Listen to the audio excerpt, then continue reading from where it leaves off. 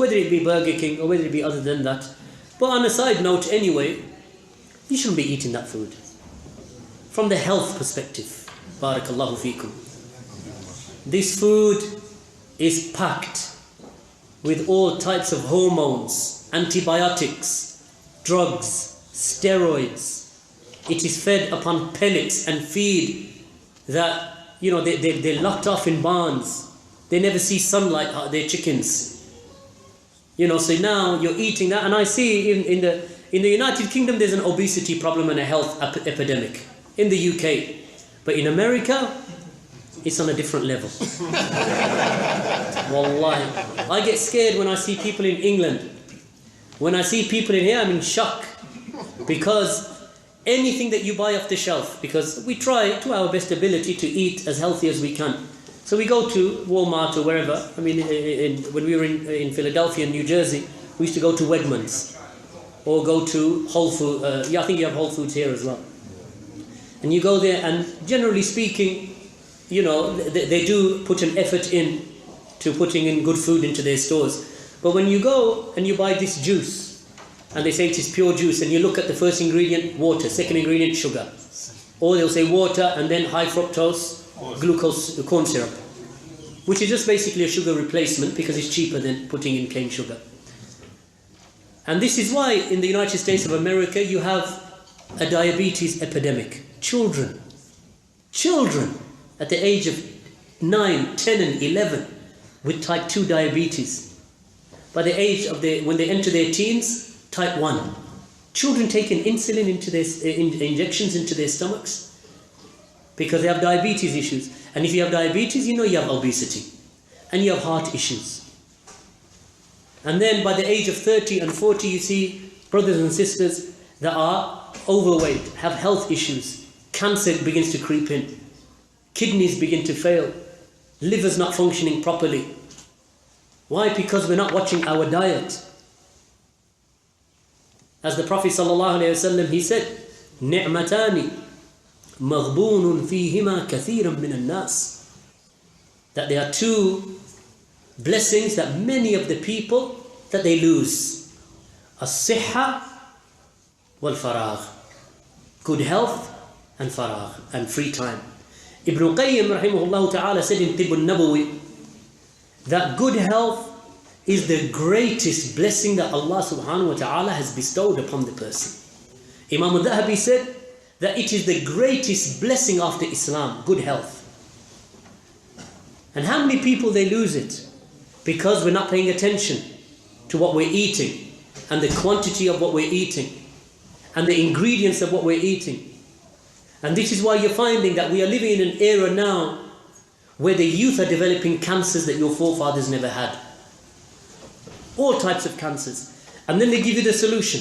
So the multinationals, the big multinationals that produce all of this type of processed food, that it takes you about 2 minutes just to read the ingredients on the back of it. And you know that your mother or your grandparents never made that type of food. It was simple food. 3, 4 ingredients, khalas, that's the food. And if there was anything else, it was just seasoning, salt, pepper, bas. Now you read those ingredients, literally it will take you half a minute or a minute and a half just to finish reading the ingredients.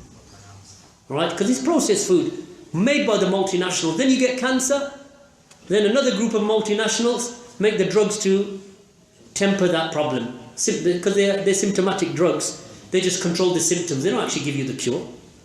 They don't give you the cure. They just say, what, you got high sugar? No problem. Let me just give you something to balance out that sugar.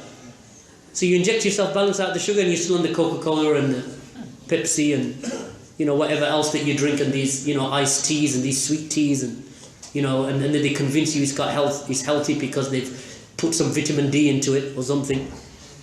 But it's bad. This type of food. And the thing is, people think that this has no connection to Islam.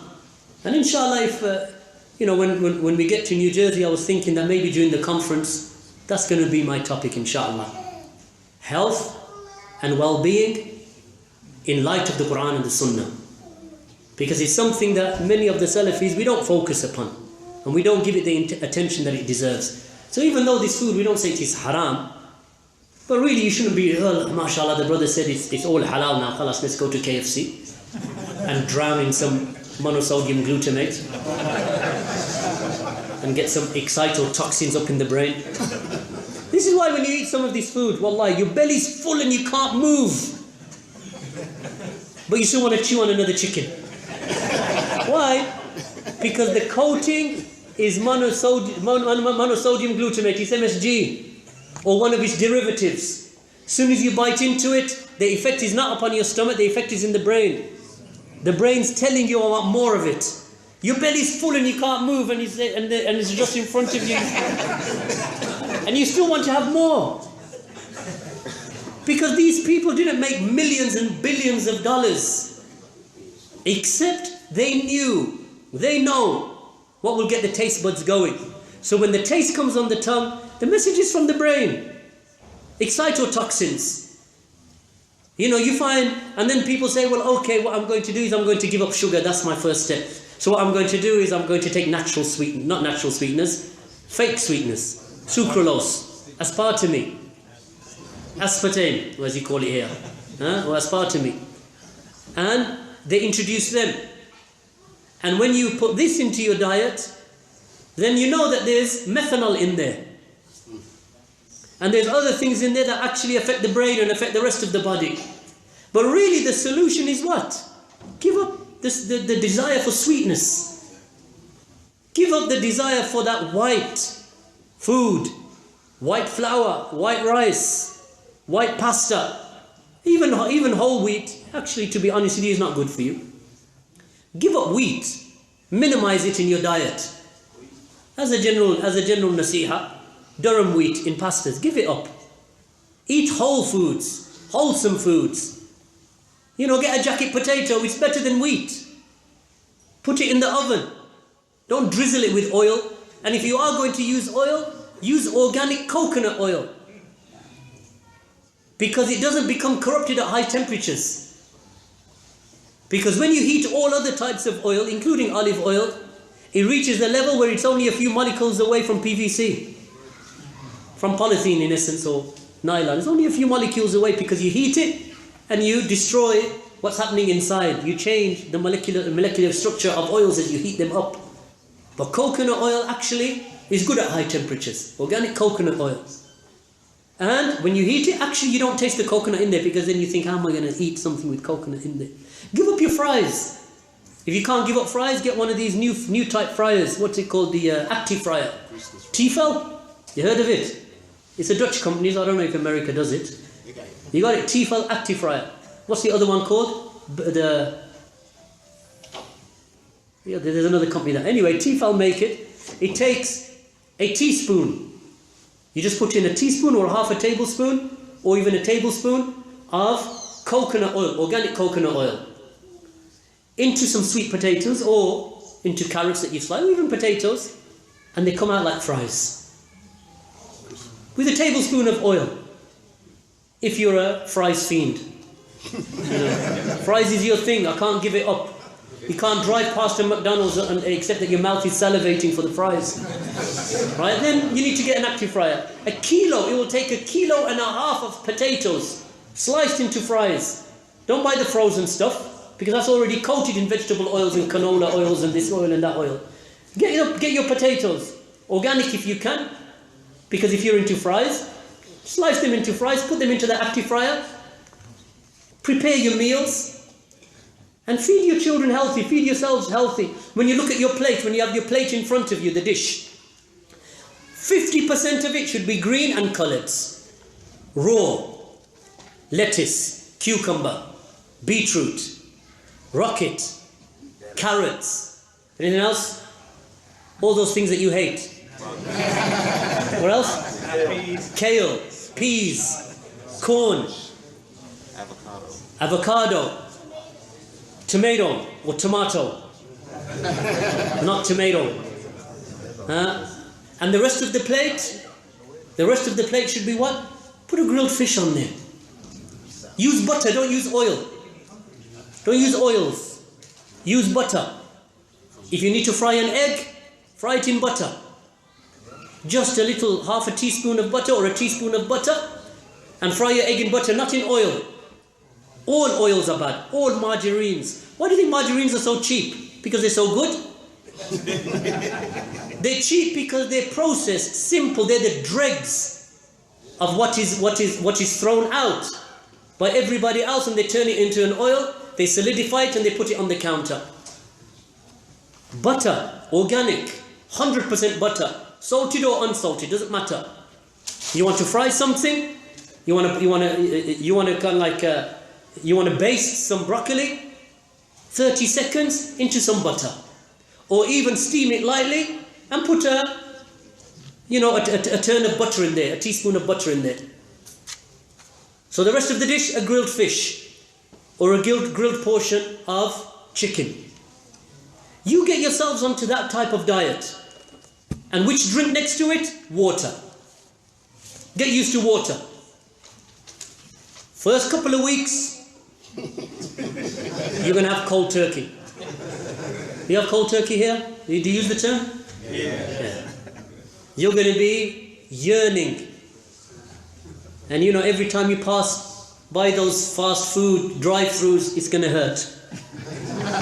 It's going to hurt for the first couple of, but wallah, you get over that initial stage, and after a year, when you taste that food, wallahi, you're not going to enjoy it. Every so often I cheat. You know, I'm not going to lie to you. Every so often.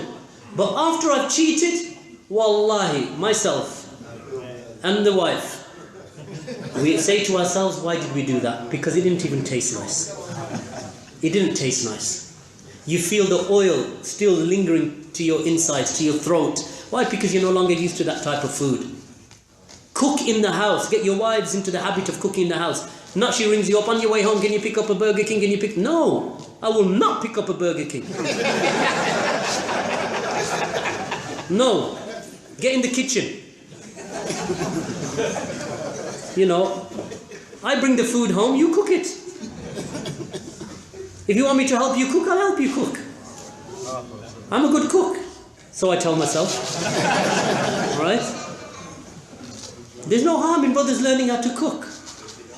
You learn how to cook, you learn, all my children, I teach them how to cook, or the wife teaches them how to cook.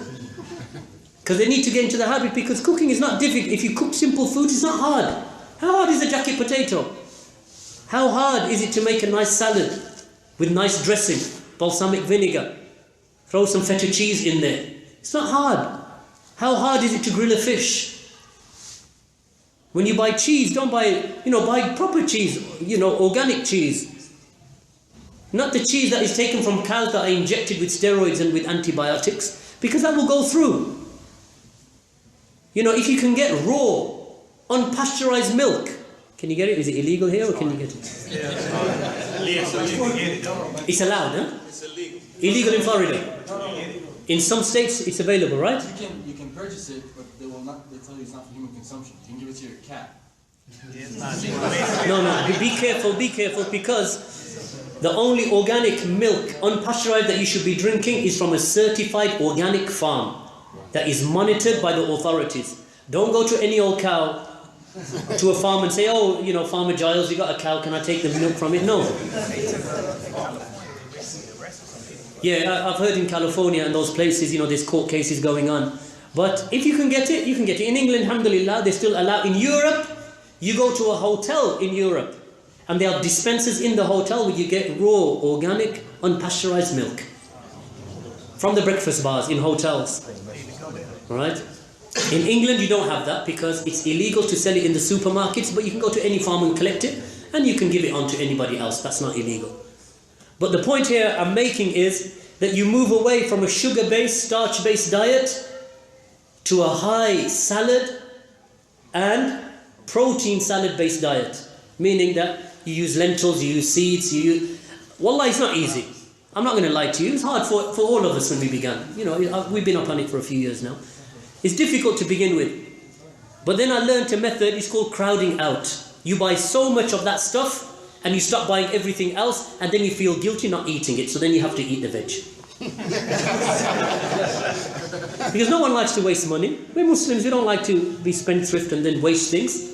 So what you do is, it's called, and actually I learnt it from, some of those non-Muslims who have actually fine-tuned this. In America actually is where a lot of this started. Europe have been upon it for centuries, to be honest with you. The farmers in Europe, they have always held on to the land. In England, in Europe generally. But this new wave of health stems from the US. And this is where I learned it. They called it crowding out. What you do is that you start buying this stuff from organic shops or organic farms. You bring it into the house and you start buying no Coca-Cola, no fizzy drinks.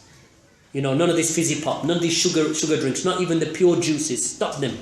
So you crowd all of that out. And now this is, when you wake up in the morning, this is it.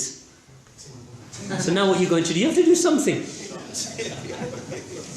You have no choice. So the wife comes down, she has to do something. She has no choice. Because now she has to cook breakfast, lunch and dinner. She has to cook, and you have to be a party to that.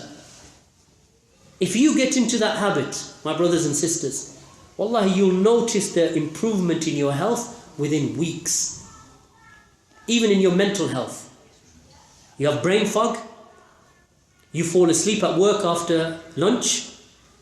Hard to keep your eyes open, so you have to go and buy a donut and a coffee. Right? And then you feel sick afterwards. Then you go home and you feel like slouching on the couch. This is the reason why. So alongside our ibadah, and it will make your ibadah sharper. You'll have nashat in your ibadah, and you're learning and you're studying also. So there's much that can be said about the topic, but inshallah I think we should conclude now.